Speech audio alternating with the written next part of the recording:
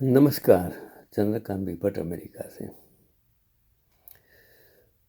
बहुत स्नो है, ठंड है, माइनस टेम्परेचर है।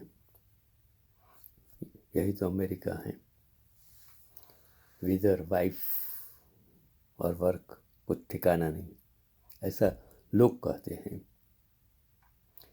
चलो छोड़ो, एक आज मैं अलग अलग बातें आपके लिए लाया हूँ कि तारक मेहता का उल्टा चश्मा, इस शो को कौन नहीं जानता होगा।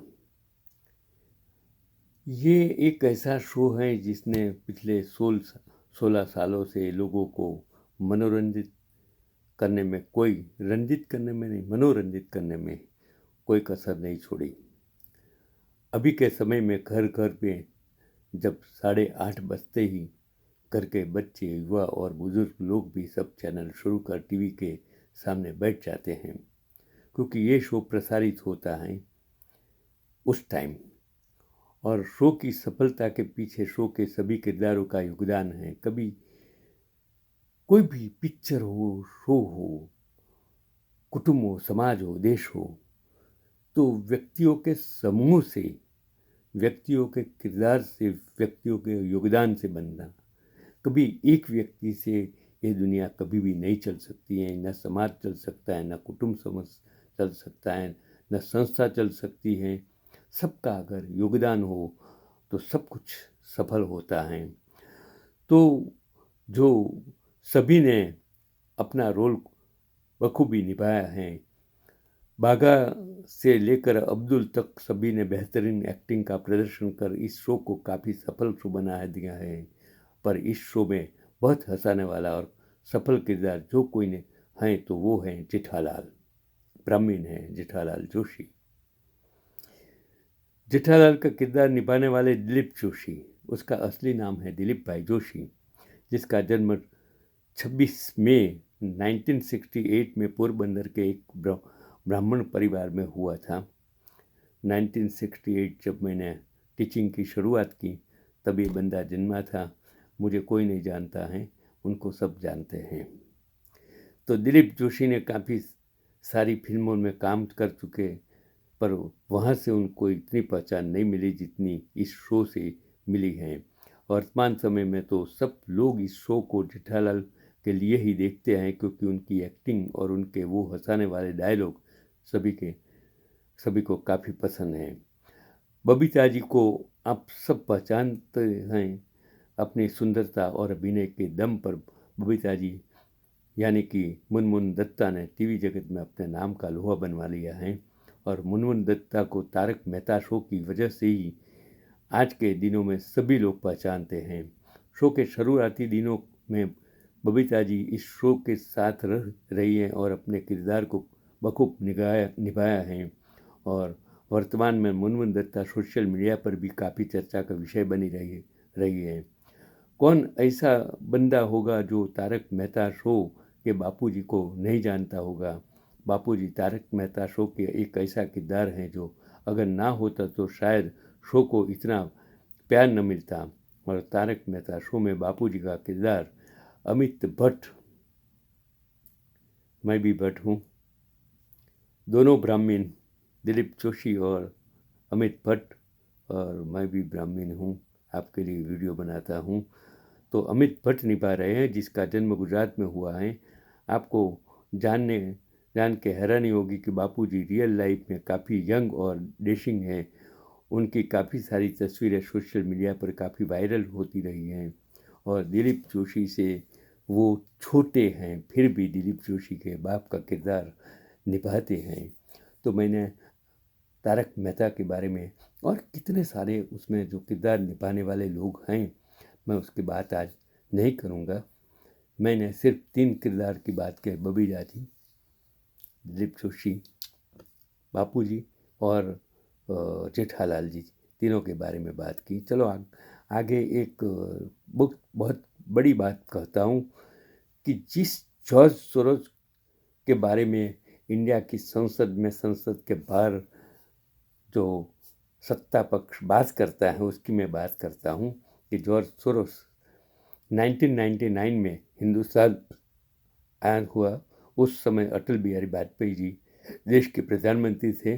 तब वे स्कॉलरशिप और फेलोशिप जैसी चीज़ें दिया करते थे और 2014 से जॉर्ज सोरोस ने ग्रांट प्रोग्राम शुरू किया और जॉर्ज सोरोस को की ओपन सोसाइटी के Soros economic development fund SEDF के दो बड़े इन्वेस्टमेंट SONG फंड और ASPADA। तो ASPADA ने करीब $90 मिलियन छोटे उद्योगों, किसानों और स्टार्टअप में इन्वेस्ट किया है। लेकिन ASPADA ने एक बड़ा पैसा दो कंपनियों को दिया जिनके नाम है नियो ग्रोथ और कैपिटल फ्लोट। कैपिटल फ्लोट के फाउंडर गौरव हिंदुजा और शशांक ऋष्य श्रृंगा ने करीब $300 मिलियन की फंडिंग 40,000 छोटे उद्योग, किसानों और स्टार्टअप में की हैं। ये दोनों व्यक्ति, गौरव हिंदुजा और शशांक ऋष्य श्रृंगा, नरेंद्र मोदी जी के प्रबल समर्थक हैं, जो उनके साथ मंच साझा करते रहते हैं। और नरेंद्र मोदी के करीबी ये दोनों व्यक्ति जॉर्ज सोरोस के पैसे से पोषित फंड चलाते हैं। अगर जॉर्ज सोरोस देश विरोधी काम कर रहा है तो नरेंद्र मोदी ऐसे व्यक्तियों के साथ मंच साझा क्यों कर रहे हैं? वो जो बताने वाली हैं वो सुप्रिया श्रीनेत जी हैं, जो बहुत ही बड़ी बड़ी अच्छी बातें विथ प्रूफ लोगों को जगाने के लिए देती हैं। मैं उसको सलाम करता हूँ। चलो एक और आगे की बात कि अगर एक विवाहित स्त्री जो आपको आकर्षक और सुंदर लगती हैं, याद रखिए कि उसकी सुंदरता भले ही जन्मजात हो, लेकिन उस सौंदर्य को बरकरार रखने में एक पुरुष का प्रेम और समर्पण होता है। पुरुष जो खुद भूल जाते हैं कई बार शेव करवाना, हेयर कट करवाना, याद रखते हैं त्योहारों पर स्त्री के लिए कि उसे कुछ चाहिए तो नई साड़ी, चूड़ियाँ, श्रृंगार वो एडजस्ट कर लेते हैं अपने लिए। एक सदैव ये चाहते हैं कि उनकी पत्नी जब घर परिवार के साथ खड़ी हो तो लोगों को उनकी किस्मत पर रश्क हो। गौर से देखिए कि कभी उन स्त्रियों का चेहरा जिनके विवाह सफल नहीं हुए या पति जल्दी चले गए, आपको अहमियत समझ में आ जाएगी कि एक स्त्री के जीवन में पुरुष के क्या मायने हैं। शारीरिक रूप से स्त्री एक नहीं हजारों पुरुषों की प्रेमिका हो सकती है, लेकिन उसे सर का ताज, गृह लक्ष्मी, अपना मान ये हर कोई नहीं बना सकता है। उसे मानसिक रूप से हर पुरुष नहीं संभाल सकता है। भले वो परिवार की दूरी है, पर उसे भी एक समतल स्थान चाहिए, स्वच्छंद होकर घूमने के लिए। और याद रखिए, जब आप कहते हैं कि एक विवाहित की उम्र देखकर नहीं लगता कि वो शादीशुदा हैं या बच्चों की माँ हैं, तो उसमें सबसे बड़ा योगदान उस पुरुष का होता है जो किसी की घर की राजकुमारी को अपने घर की रानी बनाकर रखता है। और पिता के बाद पति ही होते हैं जो पत्नियों के लिए हमेशा अमीर होते हैं। तो एक चीज़ कि एक स्त्री के लिए पुरुष का महत्व क्या है और पुरुष के लिए स्त्री का महत्व क्या है, वो मैंने आपको समझाने की कोशिश की है। अभी एक और, मैं कभी कभी इंसान कैसे आगे बढ़ सकता है उसकी एक कहानी मैं आपको सुनाता हूँ कि समायरा हुल्लूर से, जो भारत की 18 साल की हैं और देश की सबसे कम उम्र की कमर्शियल पायलटों में से एक हैं। 200 से अधिक घंटों की उड़ान भरने और कठोर परीक्षाओं को पास करने के बाद उन्होंने उड़ान भरने का अपना सपना पूरा किया, जो दुनिया भर में महत्वाकांक्षी विमान चालकों के लिए एक प्रेरणा है। तो एक छोटी सी उम्र में उड़ान भरने वाली लड़की की मैंने एक बात की है। अभी एक और कहानी आपको मैं सुनाता हूँ, आप सुनकर चकित हो जाएंगे कि लोग कैसे होते हैं। कि मुकेश भाई अंबानी जी ने हलवाई को 10 करोड़ का ऑफर ईशा अंबानी की शादी में खाना बनाने के लिए दिया। यमुनानगर के सबसे प्रसिद्ध हलवाई, इन्होंने उसे जाने से मना कर दिया। ऐसे बंदा जो 10 करोड़ की ऑफर मिलने के बावजूद मना कर दिया, मुकेश अंबानी जैसे, उसके पीछे का वजूद, उसके पीछे का कारण क्या है, वो मैं आपको बताना चाहता हूँ कि इन्होंने जाने से मना कर दिया क्योंकि उस दिन उनकी माताजी की तबीयत थोड़ी ठीक नहीं थी और अंबानी जी ने इनको 10 करोड़ का ऑफर दिया।